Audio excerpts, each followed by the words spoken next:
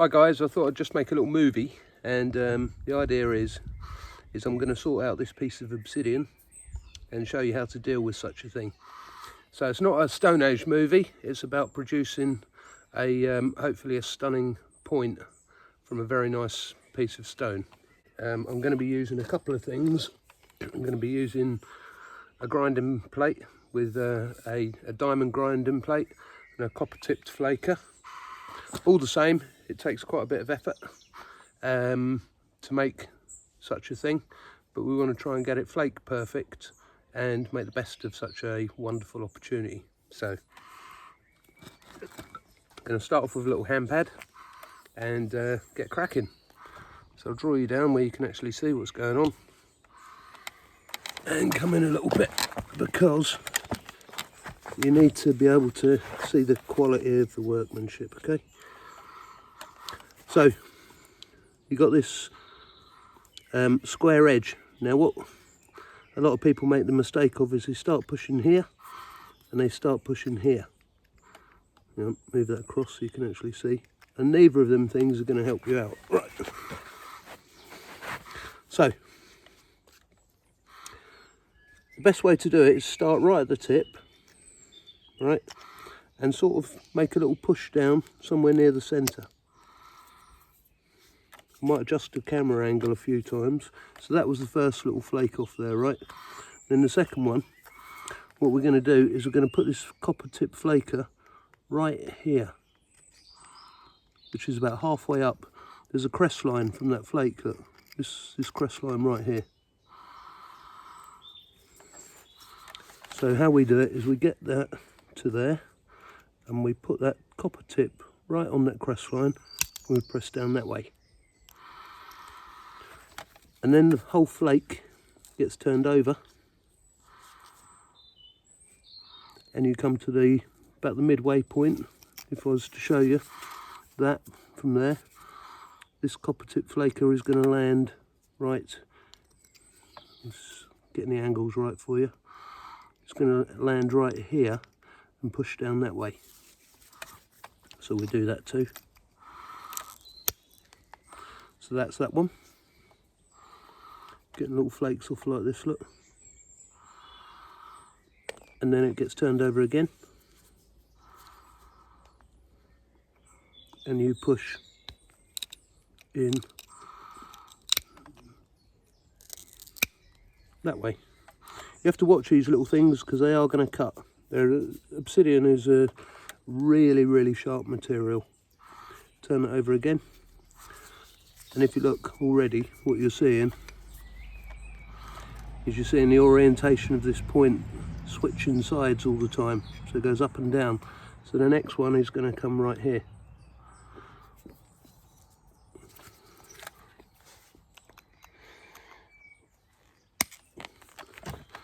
So what we do is we just go all the way around the stone like that.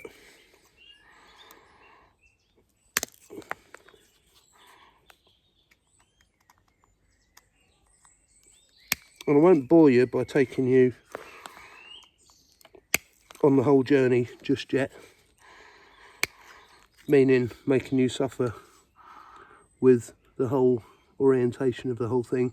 So I'll zip round that, and then what I'll do is I'll show you how to convert from that point onwards. So I've had a quick whip round there, look. And the flakes aren't travelling over the surface because it's all we've done is we've just taken away that square edge all the way around. Okay, so I'm going to shift the angle of the camera around here and try and come down over the top of the shoulder and see if I can show you how to progress from that point. So there's a few things going on here. Firstly, you can see at the tip of this, that's taken a bit of a pummeling on the way round. So first thing we're going to do is just tidy that up.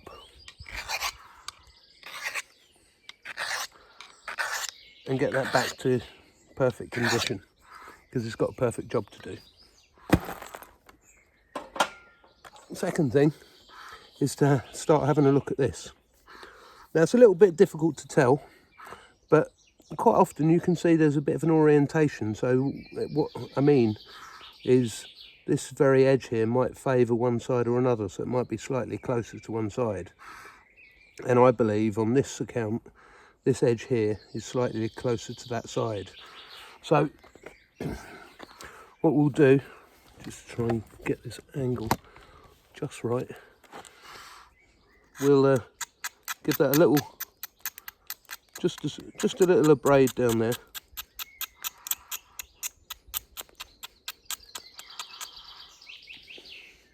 And what that's done, it's further favoured the orientation to that. And then the next thing, I know, it's like I mentioned, this is a funny way of considering how to make a stone tool.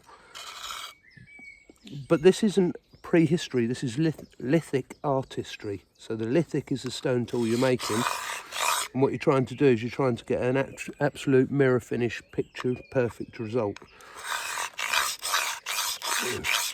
And this is what a lot of people are doing that are making absolutely pristine examples of obsidian work. So the first thing I'm doing is I'm actually grinding the platform flat. That takes out every single little bit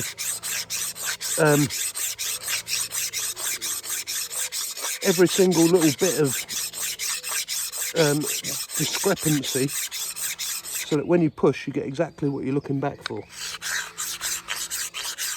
And it works away quite quickly, look.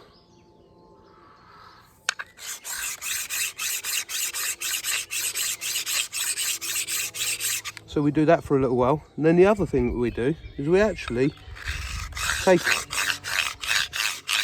the grinder to the surface as well, because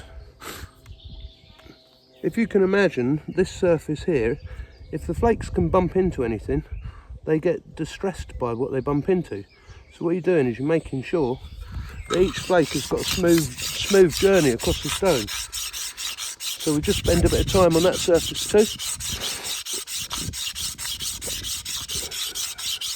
So basically what you're looking at is you're looking at about 10 to 15 minutes prep time on the platform and the surface on 4 sides, but that doesn't mean that you're going to get an outcome, because lots of things can go wrong, and they often do. You might push too hard, you might slip off the platform, there's all sorts of stuff that can crop up. So when, you know, people are doing this, you can't always take it away from them and say, hey, you've cheated. It's a very easy thing to say, and for many years I personally did so myself. But if you can knap, and you've mastered that side of the technique, I think you have a right to come and do this as well if you want to. So the platform is ground. There's a couple of bits where we didn't get to because they're slightly sort of further back, and proportionately the surface is ground. But this is only the first set of flakes, so it's not hugely essential. So the second thing about all this is getting your angles right. So you can see that angle there, that's not much good, because if you look, the pressure is pointing that way. What's important is you start turning that so that the two things come together in this square. And I'll start up the tip, don't start in the middle, you know, basically you're doing a sequence, so you have to start at one end and go to the opposite end. So I like to start at the tip and push through. And as you push these off, what you've got to do is you've got to kind of feel them off. Not just push for hell for leather, just, it's almost gentle. And you can feel each flake release and go on its journey.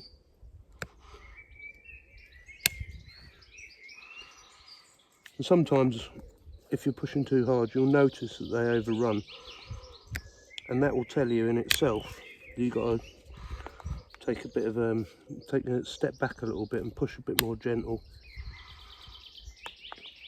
And also the separation of the flakes, you keep that gap the same.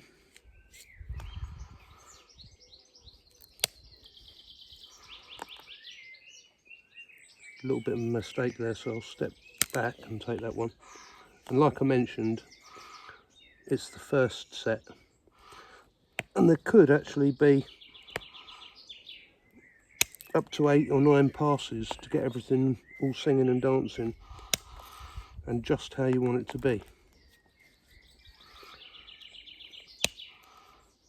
Now there will be other people that do this, and they might not follow this exact technique. They'll probably have their own technique, and that's fine. So this is a technique. It's the one that I choose to use when I'm making really what I would like to try and describe as top shelf obsidian artifacts. It takes a little while because there's a lot of grinding and resetting of everything. And there what we have is we have a first flake plan. Look,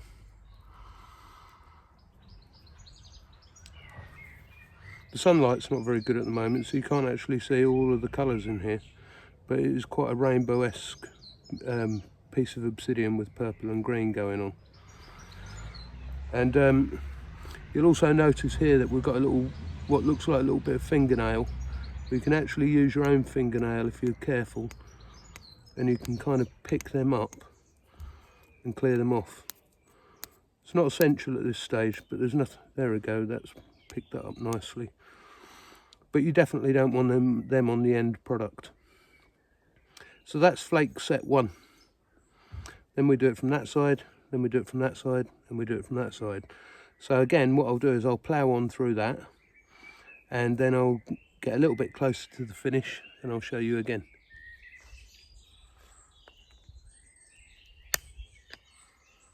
I quite like to clear the flake out from underneath as well, because that's just another complication for things to bump into.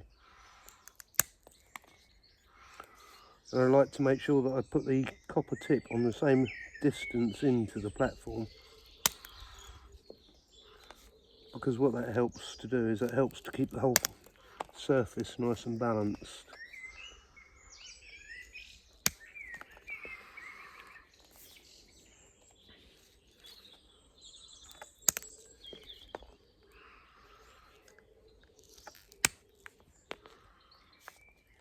It doesn't matter that there's a little bit of the grind left behind, you can come and clean it up afterwards. I always find obsidian quite a demanding material. It sort of says you will pay attention. If you don't, you're going to cut yourself. That was the result of a blaster yesterday. You take your eye off the ball for a minute, and obsidian's going to bite you. So on this side now, I've got a full flake set going on, and I've got a little bit of a disc-shaped back. So what I'm going to do is I'm going to crunch around the back of this and try and make that fairly mirror image of itself now. And I'm going to do it in such a fashion that all I do is I take short flakes off. I don't want them to try and send the flakes up through the flaking pattern that's already been started to build. So literally just pressing straight down, and each time I put the tiny little bits getting in there, you know.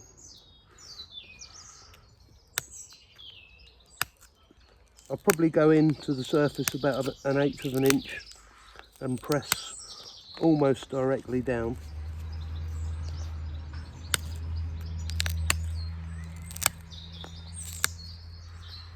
And we're starting to get that all married up.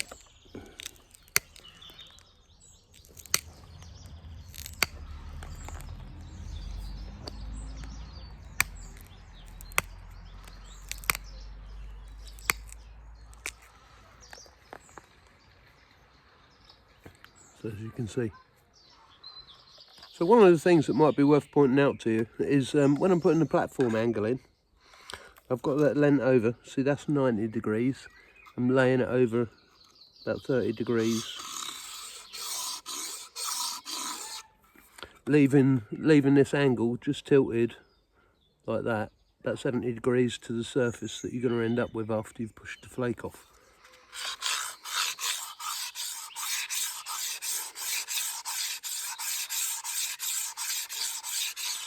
It was doing this that I cut my thumb and went like that. So, you know, you can never take your eye off the ball.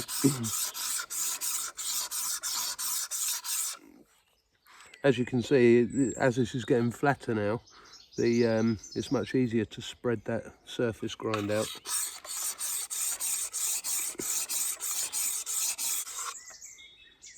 So this is pretty continual now all the way along. I reckon I can take that run. And the other thing about this side is there's quite wide flake scars, meaning if you look at that, there's about 1/4 of an inch between each flake.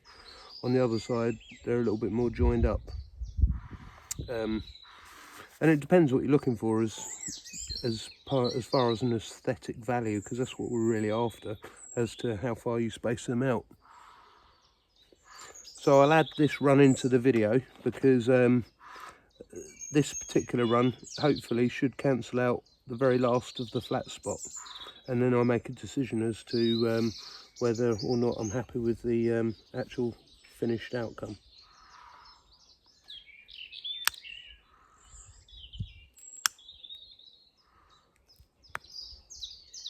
Didn't quite have a grind at the tip, so there we go, now we've met the grind.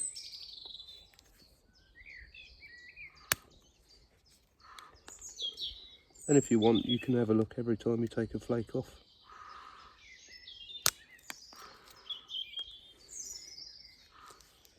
And try not to overrun too far into the opposite side. See, that's run quite deep. So you have to turn that back a little bit, just to shorten the flow. What I mean by back a little bit is I just tilt this hand around, just marginally, you know, like that.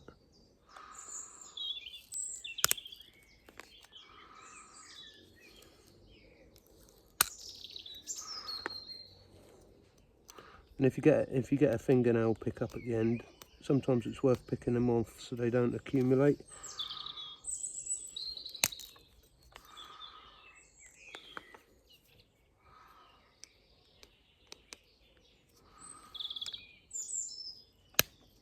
Like I said, it's not a prehistoric thing, but it's still an enjoyable process to go through.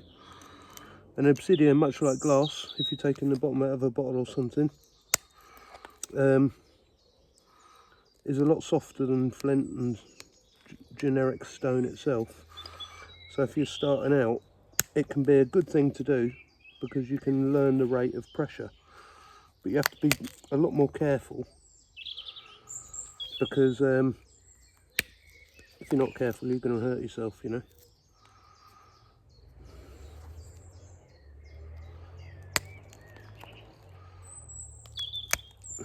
And what I mean by that is sometimes when you're pushing, you can slip and this slides across the top, then this blade's going in towards your fingers.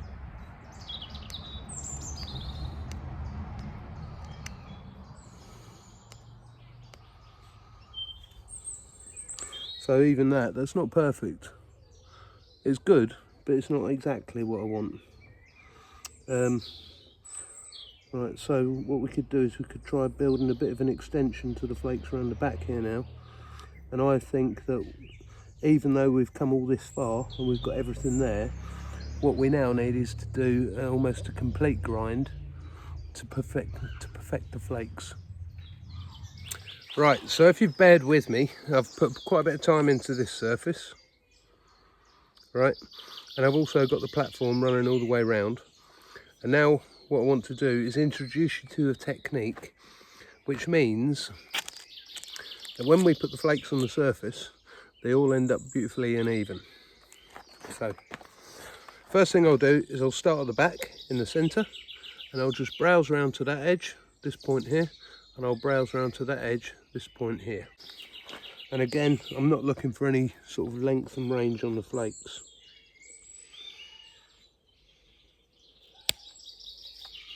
That's great. So the first flake has come down to the breadth, so that's great. So what we'll do is we'll just move out from that point,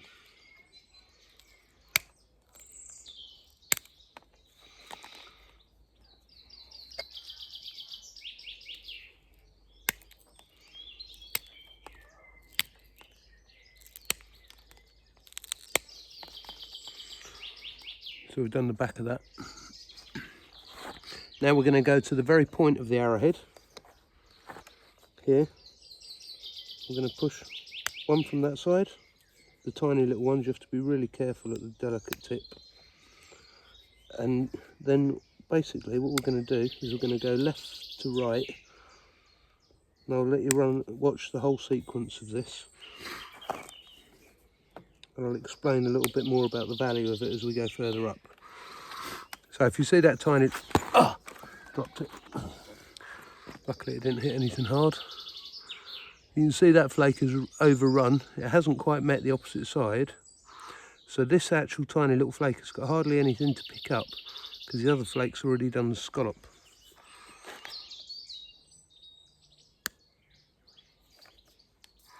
And that goes that way. That way. That way.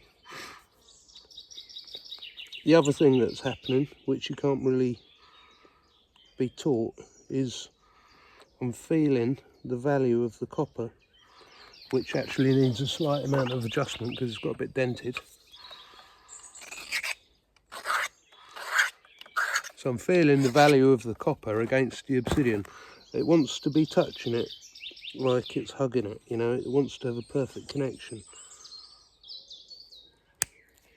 Good.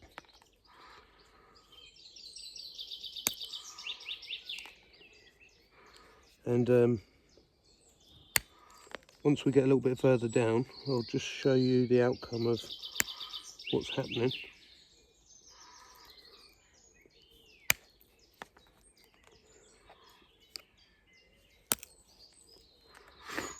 Okay, so what you're seeing is you're seeing a sort of as the flakes cross over each other, you're seeing a bit of a left right through the centre of the stone, which is quite a nice way to quite a nice way of it being finished.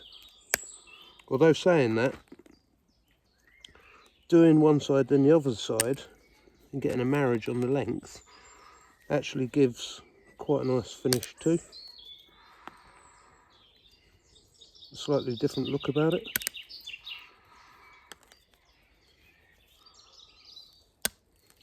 I once gave this a title, so I'm running behind on that side a little bit, so I'll push a second one.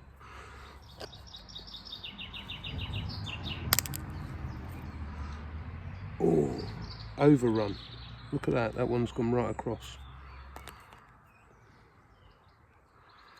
So I'll just try and go a bit further but shorten up the distance on that.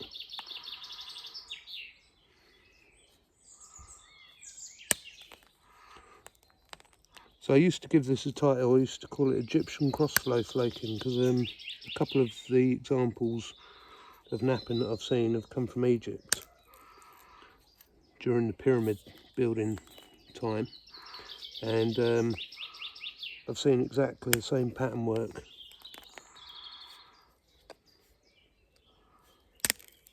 And you never know, who's to know whether they had diamond technology or not, because we still don't know how they did, brother, do we?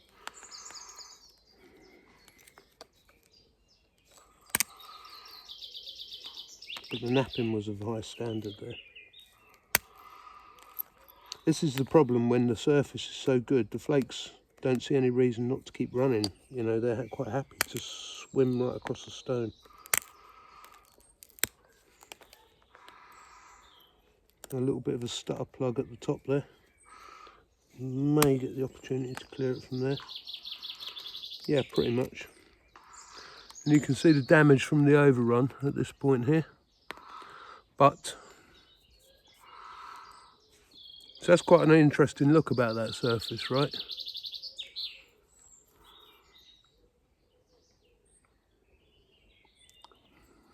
But what it does mean is I'm going to have to repolish this side and reset these angles.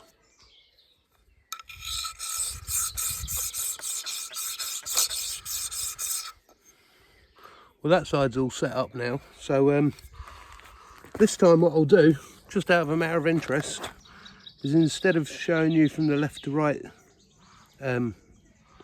technique, I'll run it from one side and I'll run it from the other side, and then we'll have a look and see which side we favour the most.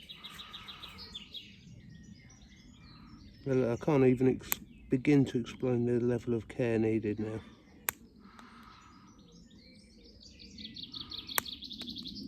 It's like getting the temperature right. You've got to get the tempo of the push just spot on.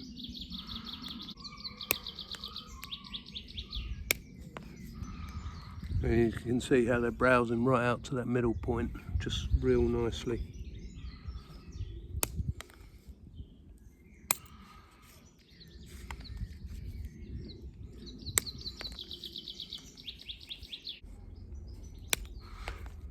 So if this is the first time you're watching one of my videos, just hopefully forgive me for the modern attributes and recognise that I can do it the opposite way.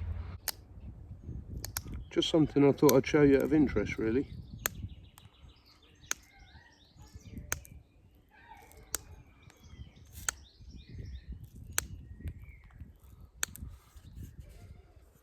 And they're coming back and meeting up real nice on the opposite side.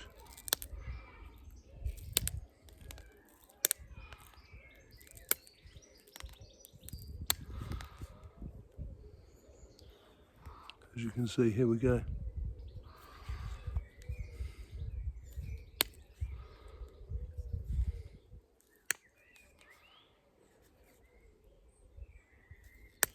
Every single one.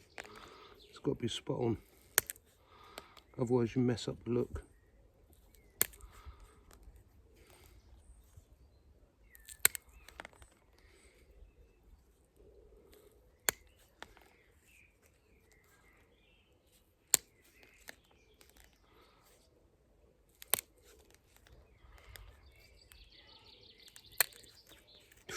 Felt that, felt the fingernail right at the end.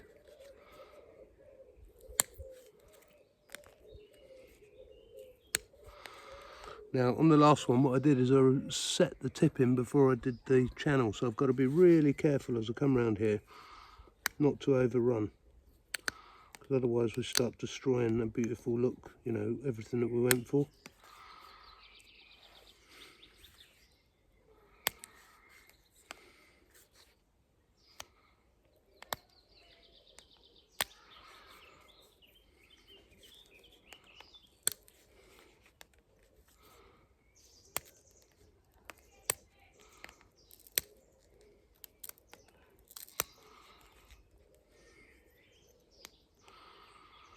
And so that's pretty picture perfect on that side. Moving on from that point, I have this little tool here. So we'll just put some notches in. Now there's a couple of things to pay attention to here. One is that you don't put any pressure on the tip, because if you do, you'll snap it off. And I think I'm going to go in about here for this. And the beginning, the entrance to the notch wants to be pressed in very, very gently, because if you don't, what you do is you rip and overrun the sides out. Maybe build a bit of pressure up once you get in there a bit, but start off real gentle.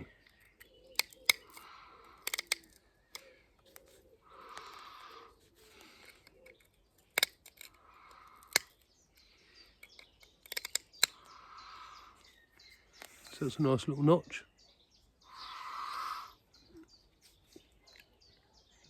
Try and, it takes a little bit of observation to get that just in the right place. So easy to miss. I've done that many times, you know. Then you look at it and you think, oh, it's thrown it out of balance.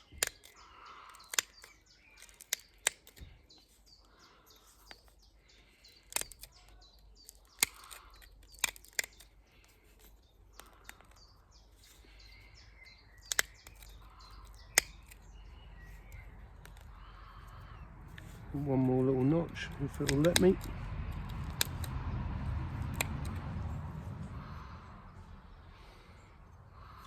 I'm not particularly happy about this top bit here. So there's a couple little refinements.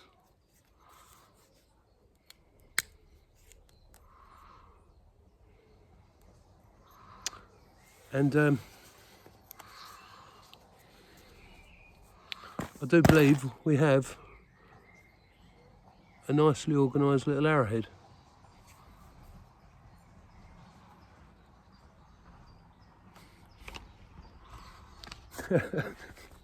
Whatever, you know, if you enjoyed watching that, Bless your hearts. Hope you're having a great day. All the best.